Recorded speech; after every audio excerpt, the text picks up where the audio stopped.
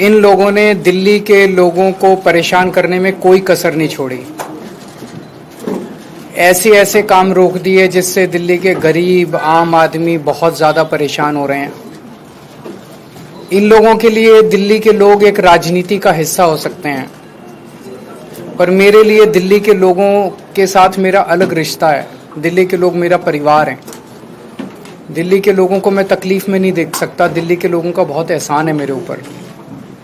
तो जब से मैं जेल से निकला हूँ तब से मेरी कोशिश है कि जितने रुके हुए काम थे, जो इन्होंने मुझे जेल में डाल के इन लोगों ने दिल्ली के काम रोके, दिल्ली वालों को परेशान किया, दिल्ली वालों को तकलीफ़ दी, दिल्ली वालों को सताया, दिल्ली वालों पे अत्याचार किया, वो एक एक करके हम सारे काम दोबारा शुरू करा रहे हैं।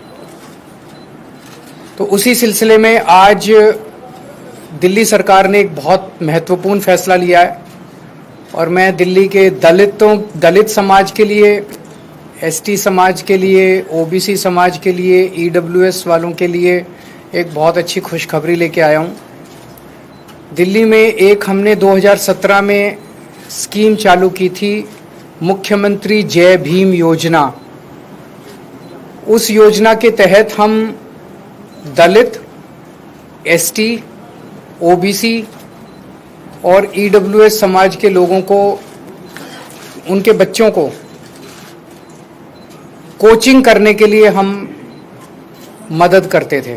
जैसे मैं खुद 12वीं के बाद जब मैंने आईआईटी की तैयारी की तो मुझे याद है मैंने 2 कोचिंग इंस्टीट्यूट से कोचिंग की थी और उन दिनों में भी कोचिंग बहुत महंगी हुआ करती थी।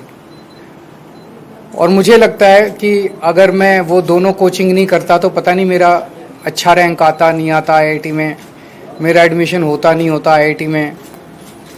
उसके बाद जब मैं पास आउट हो गया, फिर मैंने सिविल सर्विसेज की तैयारी की, तब भी मैंने कोचिंग की थी। अगर वो कोचिंग ना करता तो पता नहीं मेरा होता नहीं होता। लेकिन कोचिंग बड़ी महंगी है और गरीब लोग, दलित समाज के लोग, ओबीसी समाज के लोग जो गरीब हैं, जिनके पास पैसा नहीं है, उनके बच्चे इंटेलिजेंट हैं। इंटेलिजेंस पैसे की मोहताज नहीं है। गरीबों के घर भी इंटेलिजेंट बच्चे पैदा होते हैं, वो भी बहुत इंटेलिजेंट हैं, लेकिन उनको सहूलियत नहीं मिलती, उनको अवसर नहीं मिलते, अपॉर्चुनिटीज नहीं मिलती। हमारी सरकार का मकसद है उनको वही सहूलियतें दिलाना, उनको वही अवसर मुहैया कराना जो अमीरों के बच्चों को मिलते हैं, जो मुझे मिले थे जब मैं पढ़ रहा था। भगवान ने मुझे एक मिडिल क्लास फैमिली में पैदा किया। जो अवसर मुझे मिले वो अवसर गरीब से गरीब लोगों को भी, दिल्ली के मेरे गरीब से गरीब बच्चों को भी मिलने चाहिए। तो वो अवसर मुहैया कराने के लिए हमने स्कीम निकाली थी कि 12वीं के बाद या ग्रेजुएशन के बाद अगर कोई कम्पिटिटिव एग्जाम देता है बच्चा, इंजीनियरिंग के लिए, मेडिकल के लिए, रेलवे के लिए, नौकरी के लिए, यूपीएससी के लिए, कोई भी वो देता है, अगर कोचिंग में एडमिशन लेता है तो उसको दिल्ली सरकार उसका कोचिंग का सारा खर्चा देती थी। और बाद में हमने उनको 2,500 रुपये महीना भी देना चालू किया था, ताकि पढ़ते वक्त वो कोचिंग इंस्टीट्यूट अगर जाना आना है उसके लिए, उसको जाने आने के लिए और उसके मिसलेनियस एक्सपेंसेस के लिए 2,500 रुपये महीना भी देना चालू किया था। कुछ अड़चनें कोरोना की वजह से आई और उसके बाद मेरे जेल जाने के बाद ये बिल्कुल ठप हो गई स्कीम। इसको ठप कर दिया गया, जानबूझ के इसको ठप कर दिया गया। लेकिन आज मुझे बेहद खुशी है पूरे दलित समाज को, ओबीसी समाज को, ईडब्ल्यूएस, हमारे गरीब भाइयों को बताते हुए कि आपके बच्चों के लिए आज दिल्ली सरकार ने इस स्कीम को दोबारा चालू कर दिया है। जितनी पुरानी पेमेंट्स बकाया थी, जिसकी वजह से ये पेमेंट्स नहीं की गई, मेरे जेल जाने के बाद पेमेंट्स रोक दी गई, वो पेमेंट्स अब वेरिफिकेशन वगैरह करके दोबारा कर दी जाएंगी। उनकी इंस्टीट्यूट्स की पुरानी पेमेंट्स जो भी वेरिफिकेशन की प्रक्रिया वो करके, और इन स्कीम्स को दोबारा रजिस्ट्रेशन करके बच्चों को दोबारा मुहैया कराया जाएगा, सारी अवसर मुहैया कराए जाएंगे। और मैं भगवान से प्रार्थना करता हूँ कि बच्चे, हमारे गरीबों के बच्चे खासकर, खूब फलें फूलें, आगे बढ़ें, तरक्की करें, देश के विकास में योगदान करें। वो किसी भी तरह से दूसरे वर्गों से पीछे नहीं है, किसी भी तरह से दूसरे वर्गों से कम नहीं है। उन्हें अवसर हम पूरे देंगे। ऐसे ही बढ़ाया जाएगा, संघर्ष कर करके, लड़ के, लोगों से पैर पकड़ के, जहाँ जो करना पड़ेगा करेंगे।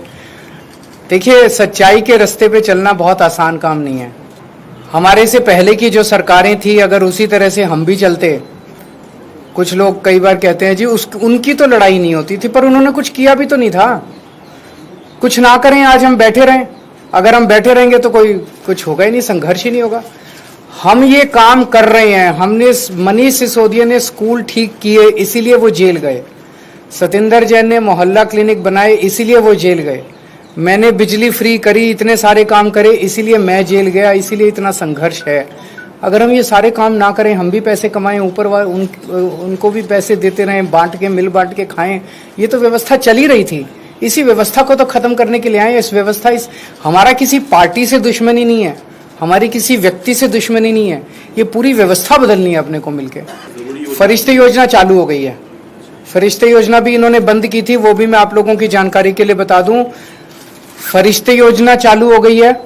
फरिश्ते योजना क्या है बहुत सारे लोगों को नहीं पता है, थोड़ा सा आप इसका प्रचार कर दीजिएगा जनसेवा के लिए, कि अगर दिल्ली में किसी का भी एक्सीडेंट होता है, अक्सर हम देखते हैं कि वो एक्सीडेंट होने वाला व्यक्ति वहीं सड़क पे दम तोड़ देता है, कोई उसको अस्पताल नहीं ले जाना चाहता, दो कारण से। एक तो उसको लगता है मेरे ऊपर पुलिस केस हो जाएगा, मैं पचड़े में पड़ जाऊंगा।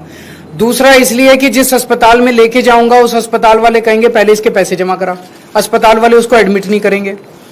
फरिश्ते योजना में हमने कहा भाई उसको नियरेस्ट अस्पताल में भर्ती करा दो, चाहे बड़े से बड़ा 5 स्टार अस्पताल हो, चाहे अपोलो, मैक्स, फोर्टिस, स्कॉट्स, जो भी अस्पताल है, किसी भी अस्पताल में नियरेस्ट में उसको भर्ती करा दो। जिसका एक्सीडेंट हो आपसे कोई प्रश्न नहीं पूछा जाएगा और उसका सारा खर्चा दिल्ली सरकार देती है। अभी तक 26,000 लोगों की हम जिंदगियां बचा चुके हैं फरिश्ते स्कीम में। ये स्कीम भी इन लोगों ने बंद कर दी।